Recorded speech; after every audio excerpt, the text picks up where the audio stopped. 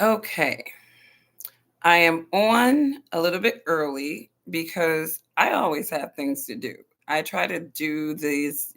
I've been trying to be better about my channel, and thank you to Richard for you know seeing that effort. I've been really trying, but I'm a busy lady, and I wanted to kind of put these discussions out there. You can catch this on the replay. All good with me. I'm a small channel, so I never really expect a whole lot of people to check in. But I wanted to talk about some hot topics that have been on the radar.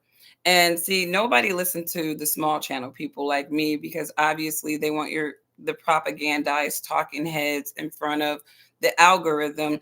And so it's very rare that people can actually just get a non-emotional, non-committed, pragmatic viewpoint of these critical topics happening in the social and political space in America. So I have made that effort to do it, facilitate those conversations. LinkedIn, yes, this is considered a small channel. Scott, in comparison to other channels that are on YouTube, this is a small channel.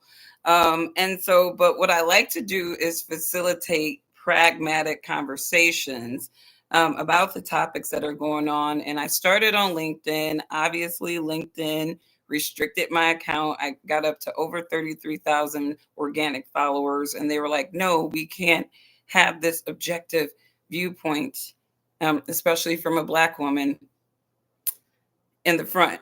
So I'm going to try to do better with my live streams.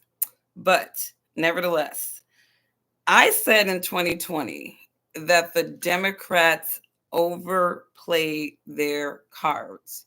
They overplayed the race card in several different ways, with the whole George Floyd thing, just propagandizing race as this political brownie point. And they've done this so much over the decades in US politics that this is a card that can no longer work for them. And I think what a lot of people are realizing right now is that Kamala Harris was sort of like the wool over, really foundational Black Americans' eyes. And even she sort of complicated that conversation of what is a Black American, right? A lot of people, they will take Black looking people and they will just lump them all up as being Black Americans. And I think that and I talked about this in previous videos, cultural delineation is important in a country like America because we are considered, or at least when I was growing up, we were considered a melting pot. And so we were considered that nation with every type of culture. We were nations within nations, basically. We were a nation with nations within one nation. And so I would say that race, for most Americans who have just been coexisting with their neighbors, at least when I was growing up, it was kind of this ambiguous, real topic. Like people were conscious of it, but it wasn't something that people were hyper conscious of because when I was growing up, it seemed like people had gotten past the whole racial identity, you being in this group, me being in this group. It seemed like we were more coexisting to each other, right? And so with the Democrats constantly leveraging the race card, it was eventually going to hurt them. So now we have Kamala Harris. And when we go back, Kamala Harris was propped as a first Black woman VP, right? And they really played the Black card with Kamala Harris very early on with her run with Biden. And I think and when you look at Kamala Harris's effort to become president before she even ran with alongside Joe Biden, right? She didn't really have the base and the following to really become the nominee, right? And that's why she had to drop out of the race. And so fast forward, like I said before in my previous videos, the Democrats have used the same strategy that they used for Biden, who also continuously failed to have a presidential run. It wasn't until he was the vice president of Barack Obama that Joe Biden actually really got, some type of base or following to at least allow him to be a serious contender in the presidential race because he had that co-sign of Obama, right? Fast forward with Kamala Harris, right? They're trying to pull that same strategy with, okay, well, she was Biden's VP, who consequently was Obama's VP. So it makes sense for Kamala Harris to be the president of the next president of the United States. It's sort of like a promotion for her. This is what they're trying to sell to people. But all the while, they're trying to sell her blackness. And I think this is where this has really backfired for the Democrats. Because in selling Kamala as a black woman and appropriating her to a black woman, it has raised conversation of what truly is a Black American. What is blackness, right? What is black culture beyond what the liberal media wants to project to everybody? What is a black person? What is a black American? What is a black culture? And so someone um, posted on X a picture of her ancestry, her heritage, and a foundational black American. And the difference between a Kamala Harris and a foundational black America is really chattel slavery, right? People like Kamala Harris are beneficiaries. They're beneficiaries. And what the Democrat Party always likes to do, and I said this before, is they like to prop these ambiguous looking people as black people, right? But these people are not descendants of slavery. And I think this race card for Kamala Harris is backfiring, and that's what we're seeing. And I even see a lot of pro-black, pro-Democrat people now. They're kind of scratching their head because they're kind of feeling like maybe the wool was pulled over their eyes with this Kamala Harris card. And even though some black Democrats are like, it doesn't matter, her dad is black. But, according to Joe Brown, in his conversation with Kamala Harris's dad, who is Jamaican, he says he's not black. And then that opens up the other conversation. Do these immigrants believe that they're black? And if you ask a lot of them, they do not culturally appropriate themselves to black Americans at all. They, like I said, they don't really they come for the American experience, but they're not coming over here to be black people. They're not coming over here to be black Americans and to be immersed and to appropriate to black people. They're just not. They're coming over here for opportunities that they believe that black people or black Americans have squandered buying into the democratic struggle train all these decades post civil rights. So it's a different mindset for people to really understand that immigrants are not black Americans.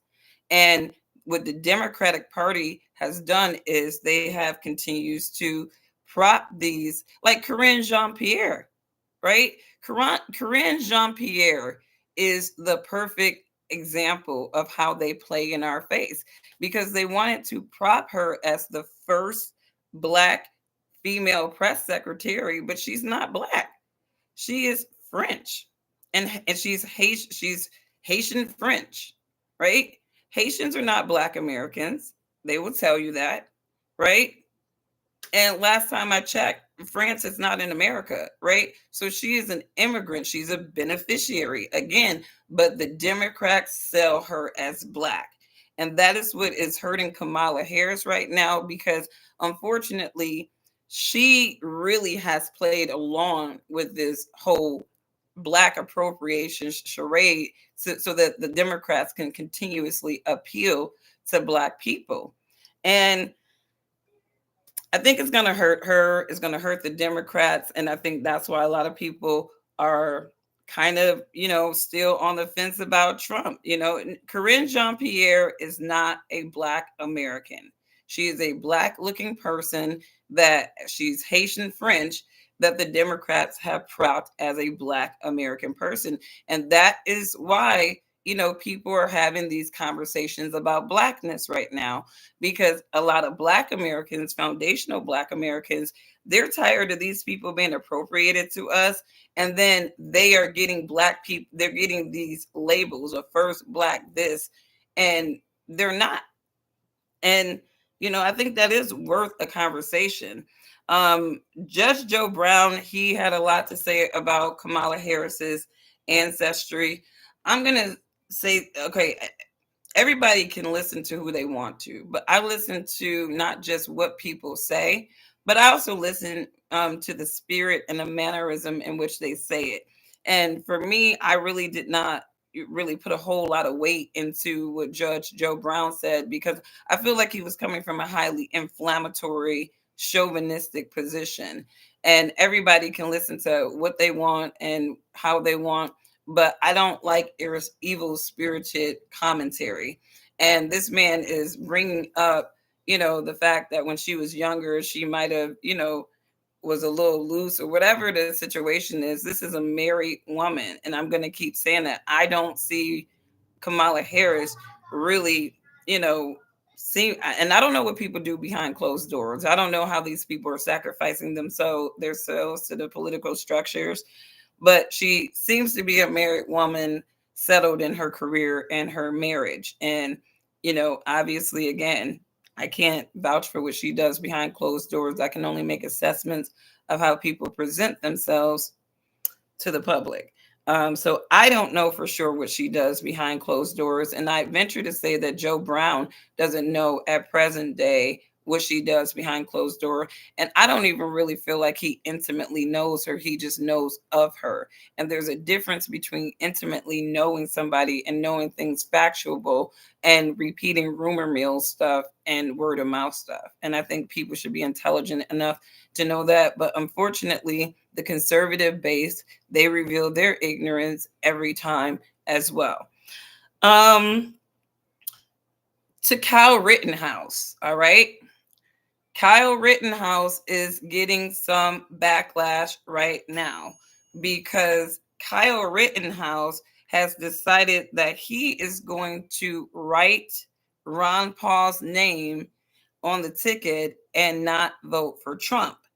And the reason why Kyle feels that he is not going to vote for Trump is he believes that Trump is more against the Second Amendment, and and I guess this is important, right? Because people, you can be a bandwagon person, right? There's a lot of people voting for Trump just because they have this, perception of Trump's going to do the opposite of what the Democrats have done to us, right? But I think if people really peel back the politics and really look at the policies, right, they realize that Trump is very similar to the Democrats in so many different ways. And one of those ways is gun control. And I think that Trump rally, that Trump shooting, I really do believe that was a way for Trump to sort of soften the minds of the conservative base about gun control. I think that really was what it was. It was like a psyop for the conservative base. Look, guys, your hero, your God is being shot consequently with an AR-15, right? An assault rifle, right? I really do believe that Trump assassination attempt, the more that I think about it, I really do believe that it was a big psyop, right? You are looking at conservatives, this conservative presidential nominee, this so-called conservative for Trump, and these conservative people out here, supporting this man, and they're all pro the Second Amendment. And see, I think that conservatives really don't understand how much they are being, played to. When they're like, oh, the pendulum is going to swing, right? The pendulum is going to swing. Who is swinging it? Who is operating that pendulum, right? And I think that's where a lot of conservatives don't really process that they are getting played too. So you got Kyle Rittenhouse here, who is outwardly saying that he believes that Trump will institute policies against the Second Amendment. And you got these conservatives who are just demonizing him, calling him a traitor, saying single issue voters are the dumbest, right? And this kid is getting vilified. I mean, there's calls to unfollow him. I'm looking on Twitter right now. People are talking about unfollowing this kid. I mean, this guy went from a conservative hero, a Republican MAGA hero, to a villain because he decided to change his political position about Trump after learning about what his policies will be for the Second Amendment. And for Kyle, it's like you don't trust, you don't respect the Second Amendment. And that's his position, right? There are a lot of people voting for Trump because they believe that he's going to protect their constitutional rights, right? They believe that. But when you peel back the layers of Donald Trump and some of these policies that even the Republicans, these rhinos, these fake people, these demons, because they're all demons, they're all playing for the same beast. They're just on different teams, right? But when you peel back the policies, and I tell people all the time, get over the politics, get over the politics and look at the policies. Look at what they are really going to do, because the politics is the racism. The politics is this white men are being threatened, right? And white fragility stuff and black people and all this stuff. That is the politics, right? The policies are the laws. What these people are going to be coordinating to do to disenfranchise you or control you, right? So when you're talking about laws, policies, rhetoric around the Second Amendment, you should be thinking, oh, they're trying to disarm the citizens of this nation like all the other nations that are in bed in these Western alliances, right?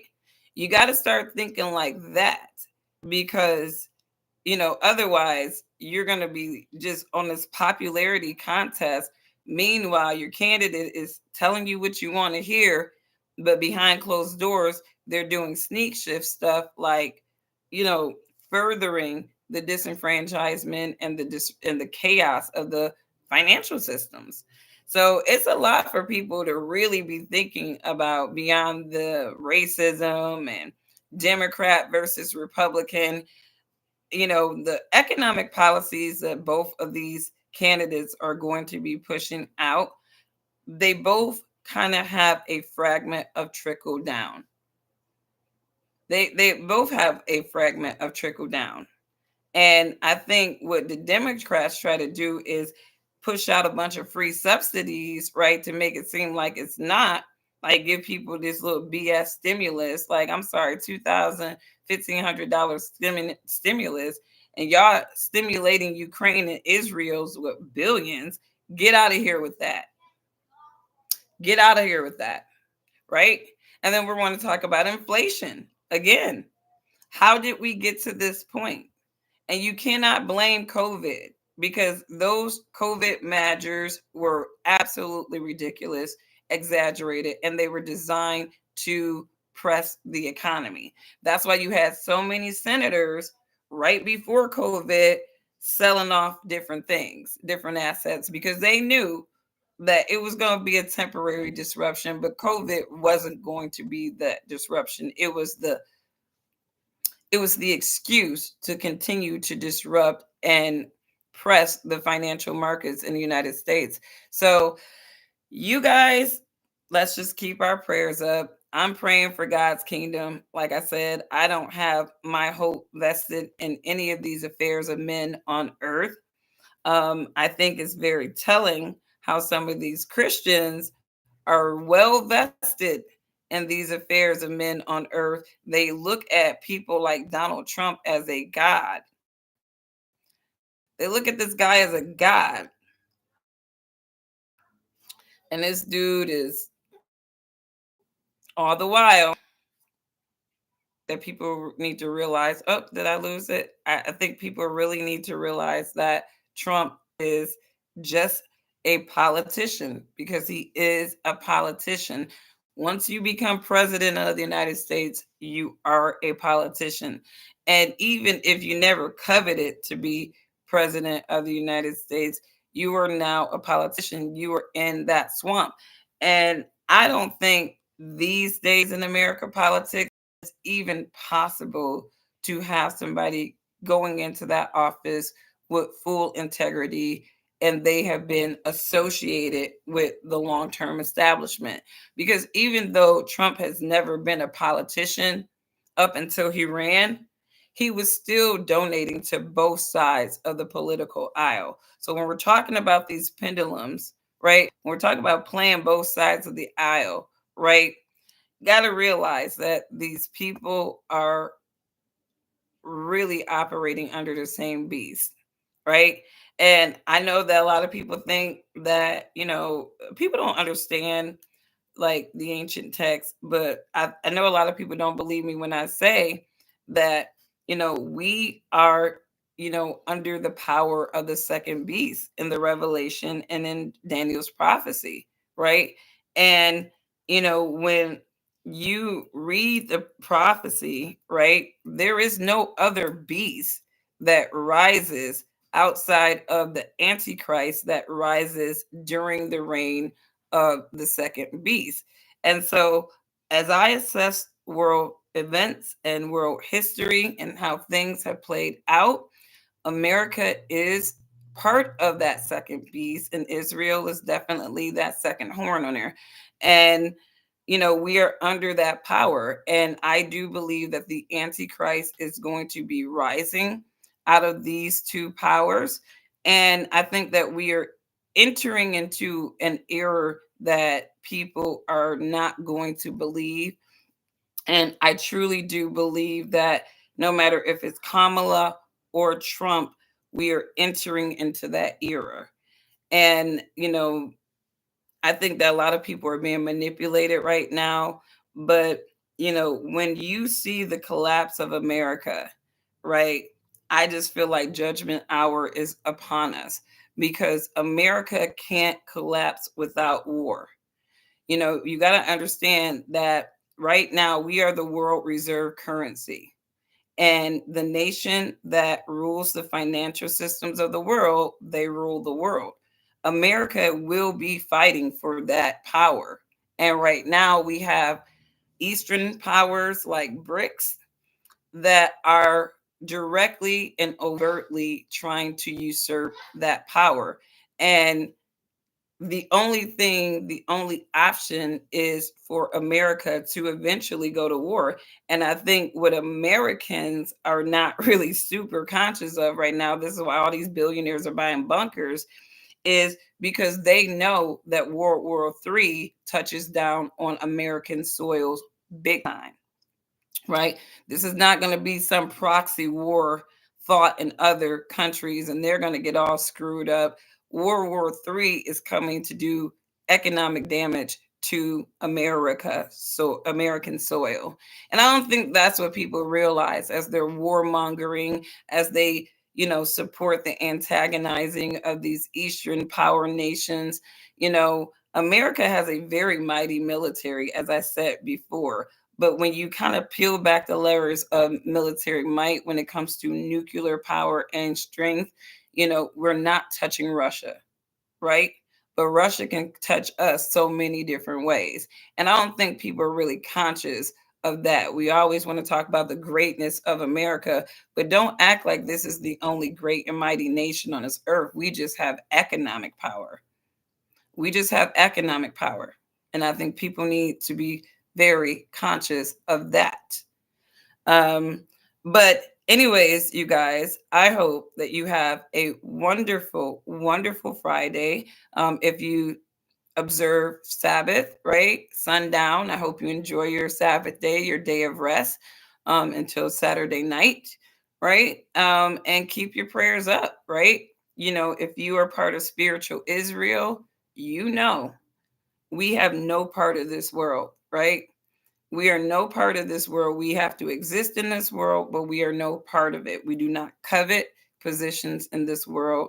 We do not covet glory in this world. We do not covet to be like people in this world, right? We are the true enigmas, right? So if you're part of spiritual Israel and people are always saying, you're different, you're different, you're different, God bless you. God bless you for standing out in Satan's world, because a lot of people, they, as Second Timothy 3:1-5 tells us, they got a form of godly devotion, but they are proving false to its power. And we know that some of these conservatives, they truly need God and Jesus, or they at least need to read Galatians 5:22-23 again, because a lot of you guys lack, and women lack, the fruitages of the spirit. And I just want to say this too, because Joe Brown is talking about Kamala Harris, and these, some of these conservative men are talking about, oh, she's a, I saw Laura Loomer too talking about, oh, she's a side chick. And it's like, Laura, you got side chick lip injections, okay? Like, you can't tell me those are not side chick lips, okay? And some of these conservative men are married to former side chicks. So let's just keep it real. I don't like when people bring up people's past, because I do believe in the elevation of a person. I do believe that when you're young, and they're talking about when she was 29, come on, y'all. Like, tell me that you were a saint in your 20s. If you were a saint in your 20s, extended props to you.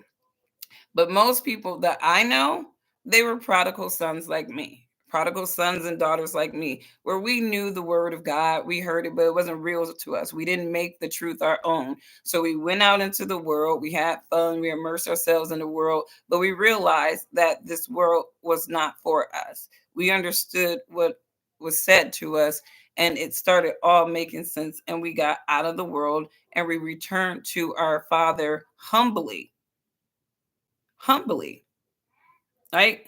God gives mercy and forgiveness to those who genuinely want it. They're genuinely repentant, meaning that they abhor the lifestyle that they had so much that was against God that they never want to return to it, right? That's true repentance.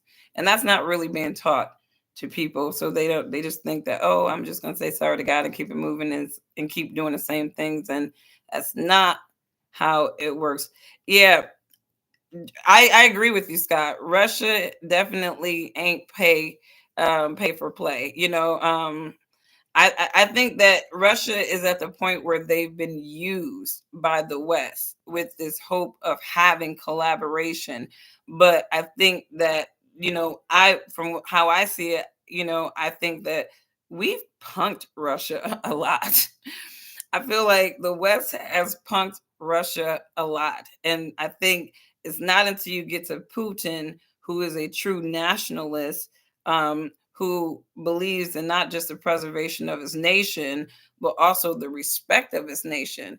And I think Putin's current position, if I can just assess it outside looking in, is, we're not going to kind of let y'all play us like punks anymore. And we ask y'all to keep y'all alliance outside of our backyard, and y'all continue to punk us. And I think what Biden did with Russia, and this was, and this is the thing with Democrats, is Democrats, they use money for alliances.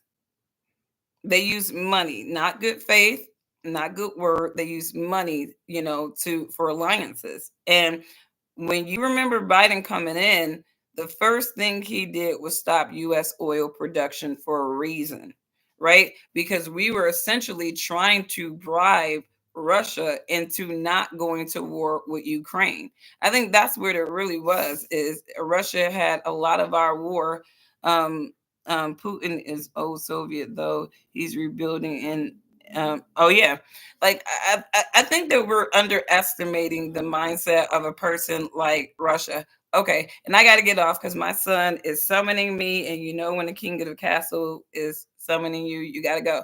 But I will say this: I think we have like underestimated Russia. And I think that, Russia understood that the United States gained a lot of power back in the early 1900s when we transitioned from that British pound to the US dollar. A lot of the reasons why the British sterling lost its value was because the United States had created all these structured financial systems that really made us come up on top on trade and everything, right? So after World War I, right, the youngest nation in US history rose as the world reserve currency. Consequently, that is when 1914, that was the rise of the second beast. When America took power in 1914, the fulfillment of the second beast rising in Daniel and John's prophecy, it was fulfilled. And not completely though, because they needed the little horn to have its rise from desolation, if you will. And that's where 1948 came into play, because the second beast has two horns, meaning that there are two dominant nations that would be ruling the world towards the end time prophecies. And this is where you get America and Israel. Sorry, Gentile white folks fighting for your supremacy. It is the reign of the Zionists, okay? The era of the Gentiles ended as soon as the United States rose to power in 1914. And we saw at that point the Fabian socialists went in structuring and demoralizing this nation slowly but surely with all their institutions and their systems. So when you look at the history of the United States, you actually, if you kind of peel back all the propaganda and see it, this nation has been sold out slowly but surely since 1914. It just has. But, anyways, you guys have a wonderful, wonderful day. Thank you to those who have tuned in. And if you like content like this, please like, share, and subscribe. I like to push out the pragmatic, well rounded conversations. I'm not trying to inflame you guys, appeal to your sensibilities. I'm just talking about patterns of things that I see, and I'm sharing my perspective. And so I take a social, political, and biblical approach to these conversations, because I think a lot of times people are centered on the social and political, but I don't think they're understanding how the Bible prophecies are actively playing out right now. And it's important. And if you guys want to learn more about that, check out my live stream, A Journey Through the Bible. If you feel like your clergy, your church has lied and manipulated to you, it is to me a way for people who are about to start reading that Bible to have a complete understanding from start to finish as to what those ancient texts are telling us, because there are applicable points for us to know today, because those prophecies are being fulfilled in our time, and people should be knowing and about that and are conscious about that just as much as they are about this social political stuff. So you guys have a wonderful day. I pray that everyone have a great Sabbath, and I will catch you on the next one. Bye.